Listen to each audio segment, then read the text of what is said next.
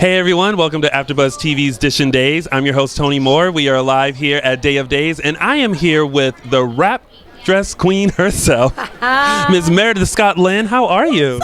I'm really good. I didn't do a rap dress today. I know. Okay, so we were all shocked because you walked up and I was like, where's your rap dress? You know, I wanted to give the fans a little something else. Yeah. A little something else. Because, like, I went to, we've been doing this book tour, and at one of the book signings in Phoenix, I think 79 people said, where's your rap dress? Where's your rap dress? And I was like, you know what?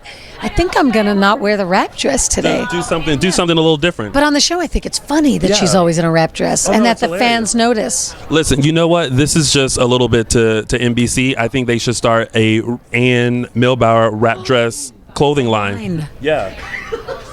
Brilliant. A rap dress clothing line. What?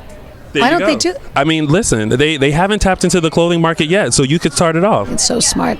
Why doesn't Meredith? Here's what I should do. Go to BCBG on a sale day, clearance rack, get all the rap dresses, and then auction them off for charity. You could do that. See, what a golden heart you have. Right? Yeah. Maybe if they kill Ann off, I hope they don't, but if they kill her off, I'll take all the wardrobe rap dresses and auction them off with my smell on them. Oh, now that would... I'll wear each dress for like a week. Yeah. Then take it off. So that the creepiest fans buy them. Now, speaking of Ann Milbauer, we haven't seen her a lot in Salem, but we know that... The last couple months. Yeah. Last few months. And the last time... Well, we want to know why. Go ahead and tell us. Well, go ahead and tell us. Ann has not been around because Meredith started a children's educational company, and I've been traveling around the country to various education conferences in different cities, and I'm just not here. Yeah. So they can't shoot around my travel schedule. Yeah. But I'm trying to be back more, now that I'm back for a couple months here and there, I'm going to do some more. I have some good stuff coming up with Kate, with Lauren Koslow. Oh, I'm working at Basic Black now. Oh. Ann left the hospital and she's working for Teresa, which is such a mind dynamic. Yeah, that's mind blown. A mind blown. Curls blown. Curls blown. But we like the dynamic between you and Teresa, and we haven't had that dynamic with you guys in such a long time. You guys were fighting over your friendship the last time we saw you. Did you see that super emotional, vulnerable Ann moment where she broke? She broke. Yeah, and we don't get very many of those. No.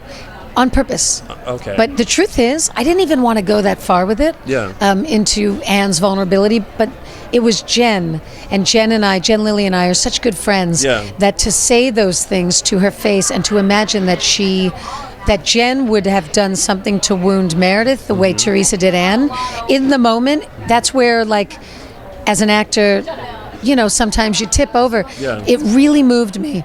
Yeah. To be so hurt by someone I love so much. Exactly. So it went a little rough, but I loved it. Now, I am familiar with you from Legally Blonde. Yeah. I love that movie. And you have done film, TV, everything, and now you've dived into daytime. I love it. Yeah, exactly. That's what I was going to ask you. Like, how is it?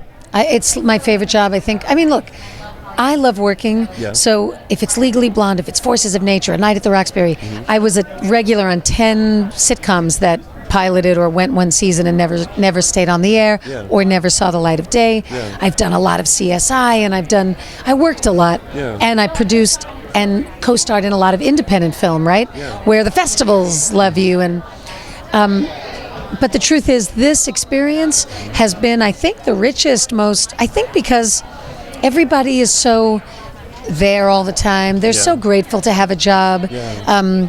The way that this show and the characters affect the fans is special. It's different from other things. Yeah. It's like Legally Blonde. Look, there are millions of rabid, crazy fans of that movie. They watch it 20 times a day. Yeah. So, like, to them, I mean, at Wexler, it's a big deal. Yeah.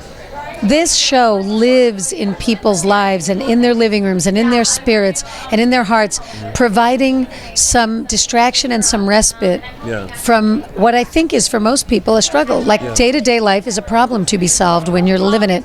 And I think that the people on this show do such a good job. Like, they're such good actors that the character's translation, the way it's filtered by the audience, is like the audience feels gratitude. Yeah. Gratitude to just have an hour a day with these people who are so much more bleeped bleeped up than they feel. Yeah.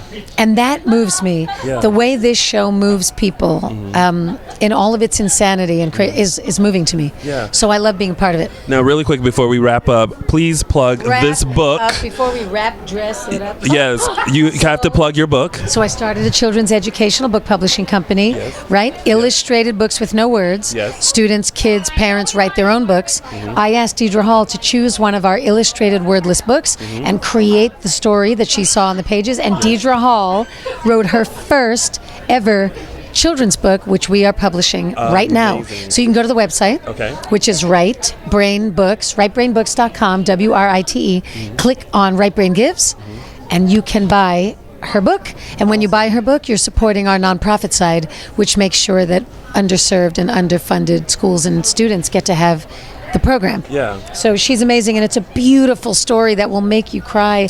She dedicated it to her sons. It's a beautiful children's book written by a beautiful woman. Well, we'll have to make sure that all of our Dishin Days fans go and get it. So make sure you guys get it. Write a book for us? I will write a book for Why don't you. you write a book? I'll do it. Would y'all buy Tony's book if he writes it? I hope so. It'll be about Maxine's son. Well, we have a fabulous. Are you Maxine's son? No, but I keep plugging that. You should be. Yeah. Hello. Hello, another plug. I love it. But we have a really fabulous illustrated book with no words about a tall, gorgeous, black gay man, and it's a new progressive type children's book. I'll write it. Yeah, I'll do it. I'll do it. Thank you so much, Meredith. We hope to see Ann and her wrap dresses in Salem soon. Thanks, you guys, for tuning in.